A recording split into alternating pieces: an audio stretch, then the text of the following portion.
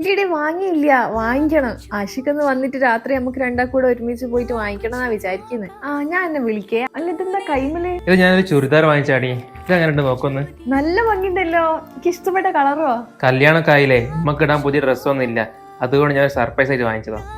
ഇത് ഉമ്മക്കും നല്ല ചേരും കളറ്. സ്നേഹമുള്ള മക്കൾ അങ്ങനല്ലേ, ഉമ്മമാർക്ക് സർപ്രൈസ് ഒക്കെ കൊടുക്കണ്ടേ. ഞാനും ഇങ്ങടുത്ത് പറയാൻ നിക്കേനു, കല്യാണത്തിന് മുമ്പിടാൻ എന്തെങ്കിലും ചുരിദാറില്ല, നമുക്ക് ഇന്ന് രാത്രി പോയി വാങ്ങിച്ചാലോ. പെണ്ണുങ്ങളെ ഇത്രയും കുശുമ്പും അഹങ്കാരൊന്നും പാടില്ലടി. ഞാൻ ഉമ്മക്ക് എടുത്തു കൊടുത്തതിന് കണക്കാക്കി അനക്കും വേണമെന്നോ അല്ലേ. ഞാൻ പലയിടത്തും കേട്ടിട്ട് ഇങ്ങനത്തെ കഥകളൊക്കെ ഇപ്പോഴൊക്കെ അല്ലേ നേരിട്ട് അനുഭവിക്കുന്നത്. നീ ഇവിടെ ഇരുന്ന് സെന്റി അടിച്ച് നാടകം കളിക്കണ്ട.